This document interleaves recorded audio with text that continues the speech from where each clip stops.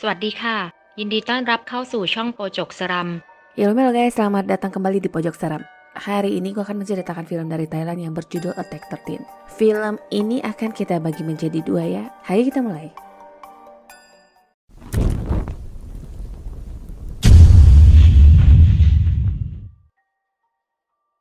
Film diawali dengan dua perempuan laknat yang sedang melakukan ritual untuk membangkitkan orang mati. Jadi sekitar 1 minggu sebelumnya, di sekolah Pranakon terjadi perundungan dan pemerasan terhadap siswi dari keluarga kaya yang bernama Yah. Dia kemudian diselamatkan oleh temannya yang bernama Orasa, yang tentu saja itu hanya bisa dilakukan setelah para perundung itu pergi. Adalah Bus Baba, gadis cantik berprestasi dalam bidang olahraga tapi kelakuannya minus yang suka merundung dan memeras. Setelahnya sekolah itu kedatangan anak baru bernama Jin yang adalah kapten voli terkenal dari sekolah sebelumnya. Beberapa anak mengenalinya yang membuat Bus Baba sangat tidak senang karena dianggap saingan.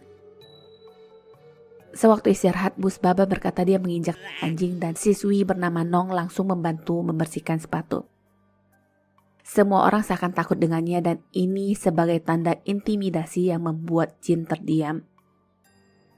Sorenya di lapangan voli, ia kembali dirundung karena tidak bisa memberikan uang tepat waktu ke Bus Baba. Bola voli diarahkan ke ia berkali-kali dan lemparan terakhir ditangkis oleh Jin yang lalu menantangnya untuk bertanding.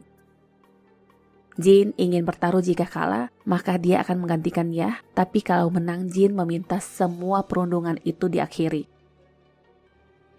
Pertandingan dimulai dan singkat cerita Bus Baba kalah tapi dia tidak terima yang ingin menyerang Jin, tapi guru keburu datang. Bus Baba kesal dan meninggalkan ruangan dan keempat anak ini langsung menjadi akrab. Jadi ternyata Nong dulunya adalah teman satu sekolah Jin yang juga mengalami perundungan, tapi bedanya Jin berani melawan yang sekaligus menghentikan perundungan. Soal Bus Baba, ternyata dia itu anak 1 tahun lebih tua daripada mereka semua dan pernah cuti sekolah karena menghentikan kehamilannya dulu. Sebelumnya Bus Baba sudah terkenal berandal, tapi setelah cuti sikapnya makin menjadi. Karena penampilannya yang cantik, pintar, dan selalu membawa harum nama sekolah di setiap pertandingan, dia pun sangat dispesialkan oleh guru-guru yang selalu memaklumi tingkahnya.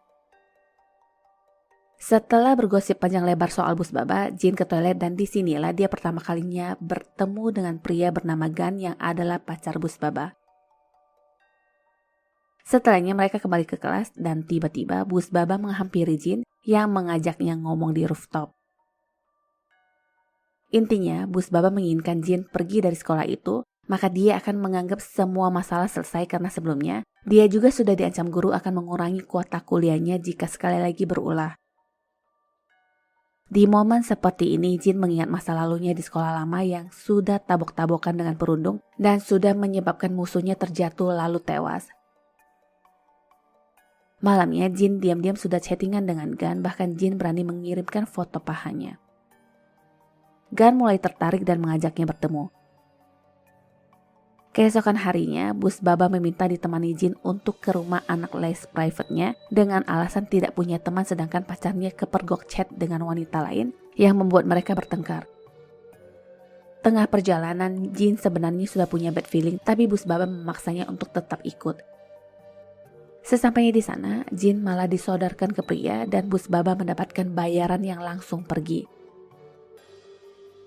Singkat cerita, setelah perjuangan panjang, Jin berhasil kabur. Keesokan harinya dengan penuh amarah dia menghampiri Bus Baba yang langsung menodongkan pisau, tapi Bus Baba santai saja karena teman-temannya sudah disiapkan untuk merekam kelakuan Jin saat itu. Teman-teman Jin sendiri tidak berani membela dan semua itu membuat Jin kecewa yang berjalan pergi. Jin kemudian menelpon ibunya untuk meminta pindah sekolah, tapi ibunya kurang setuju. Dalam kekecewaannya hari itu, dia mendapatkan pesan dari Gan yang minta bertemu. Sebelumnya, Gan beralasan ke Bus Baba bahwa dia harus menemani ibunya.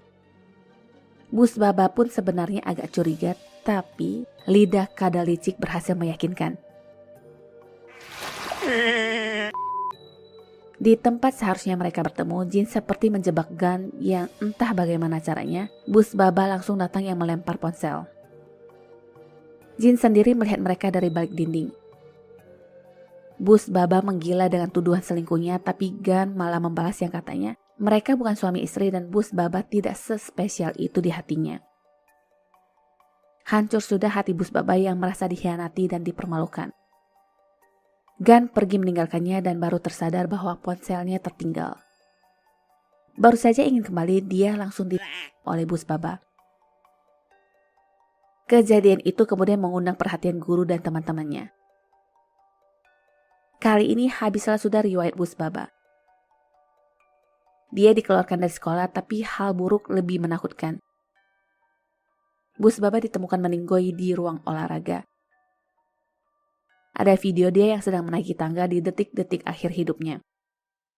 Singkat cerita, upacara kematian pun dilakukan, tapi diam-diam ada seseorang yang melenceng. Orang itu melakukan ritual gaib di gedung olahraga tepat di mana jasad Bus Baba ditemukan. Suara tangis lirih perempuan terdengar dan suasana pun berubah. Listrik padam, petir menyambar, dan angin berhembus kencang. Semua orang menjadi panik dan kabur sedangkan Jin tersandung. Peti mati bergetar yang membuat mayat Bus Baba terlempar keluar.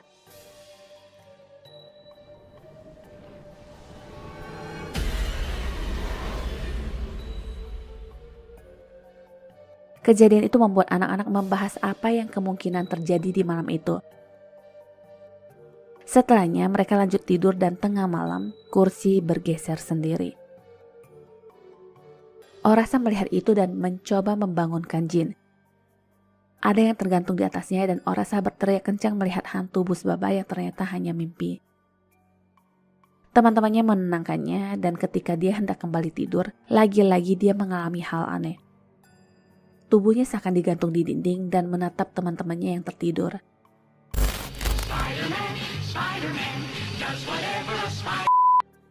Ada tali yang melilit lehernya dan menarik ke atas yang lagi-lagi mimpi di dalam mimpi. Keesokan harinya beberapa orang sibuk memperdebatkan siapa yang harus membereskan sisa ritual di gedung olahraga karena si Bibi tukang bersih-bersih ini menolak. Itu adalah ilmu gaib ritual pemanggil arwah untuk membalas dendam. Sajanya sendiri sampai terbakar yang artinya mereka sudah berhasil. ภายใน3 วันผีจะตามฆ่าคนที่มันแค้น2 วันแรกอะนะมันจะมาหลอกจนเราอยู่ไม่ได้และพอเข้าวันที่3มันก็เอาเราถึงตาย Hal ini sungguh sulit dikendalikan. Seperti kata Bibi tadi, ia seperti melihat arwah Bus Baba yang kejang-kejang di atas sana seperti baju ketiup angin sana sini dan terakhir tubuhnya jatuh tanpa.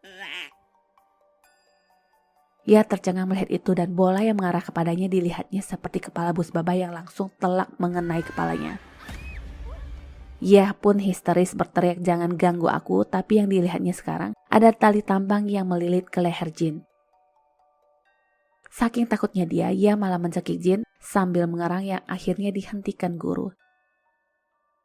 Setelahnya ia ditanyain teman-temannya apa yang sebenarnya terjadi. Ia bercerita tentang apa yang dilihatnya dan si Bibi tukang bersih-bersih tiba-tiba muncul yang langsung berkata, เกิดเรื่องอย่างที่ป้าบอกแล้วใช่ไหม หนูว่ามันไม่มีอะไรหรอก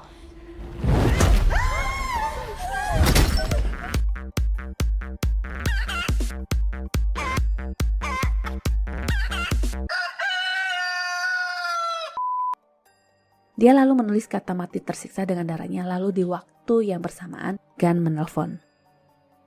Lampu tiba-tiba padam dan si Bibi raib entah kemana. Sekilas dia seperti kegep barusan lewat dan jongkok di atas tapi hilang lagi dengan cepatnya. Tak lama dia lewat dan langsung mencekik Jin. Teman-teman membantu dengan mendorong Bibi dan sekarang dia malah cekikikan di belakang tirai.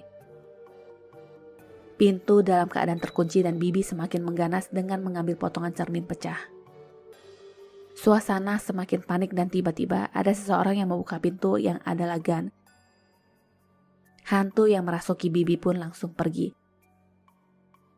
Bibi sendiri syok melihat darah di keningnya dan dilarikan ke rumah sakit. Gan mengaku diganggu juga oleh hantu Bus Baba dan mengajak mereka semua untuk menemui dukun. Menurut dukun ada yang sudah membangkitkan roh orang mati dan yang dibangkitkan itu bukan roh biasa. Dia sangat ganas dan penuh dendam. Sekarang untuk menghentikannya, dukun mengeluarkan belati suci, tapi lihatlah apa yang terjadi. Belati itu malah nancap ke badannya sendiri seperti dikendalikan sesuatu. ไปตามหาไอ้คนปลุกผีเอาน้ำเสนียดราดมันกับของที่มันใช้ทำไสยศาสตร์หรือไม่ก็ฆ่ามันซะ Semua itu harus dilakukan dalam waktu 3 hari, jika tidak semuanya akan pindah alam. มันคือเยี่ยวสาวบริสุทธิ์ที่ทำพิธีแล้ว Ngomong-ngomong, mereka bertanya-tanya siapakah yang sudah membangkitkan roh Bus Baba. Banyak kemungkinan dan salah satunya mengarah ke guru pelatih yang katanya menjadi pacar kencan Bus Baba selama ini yang menjadi rahasia umum. Tapi yang lebih mencurigakan itu ayahnya sendiri bahkan tidak hadir dalam acara kematian anaknya, dan ini semua dibenarkan oleh Gan yang katanya Bus Baba pernah bercerita bahwa ayahnya main ilmu hitam. Dulu pernah juga Gan mengantar pulang Bus Baba dan ayahnya terlihat sangat mabok. Nah, kalau sudah mabok, Bus Baba lah yang dihajar habis-habisan, makanya dia memilih tinggal di asrama. Kalau diingat-ingat lagi, malam itu yang tidak hadir di pemakaman selain ayah Bus Baba yaitu Yah dan Nong, karena Yah mengaku kepalanya migrain lalu diantar pulang oleh Nong. Gan sendiri juga tidak hadir karena masih di rumah sakit setelah peristiwa penusukan. Besoknya, Jin memeriksa dulu ke kamar Bus Baba di asrama. Dia mencoba membuka lock iPad dengan menebak angka yang tertempel di dinding dan benar. Di sana ada pesan dari orang misterius yang menawarkan gelang keberuntungan untuk ujian dan lomba. Jin coba mengirimkan pesan yang bertanya apakah orang itu mengetahui bahwa Bus Baba sudah meninggoy dan orang itu terlihat mengetik sementara teman-temannya sedang menunggunya. Ujian sebentar lagi dan Bu Guru meminta semua anak-anak untuk masuk ke kelas. Jin pun sudah dipanggil petugas kebersihan dan ketika dia baru akan keluar, dia melihat bayangan wanita yang sedang merangkak dan ada lekukan di kasur seperti sedang diinjak-injak. Bersambung lanjut ke part 2. Link ada di atas. Sampai jumpa.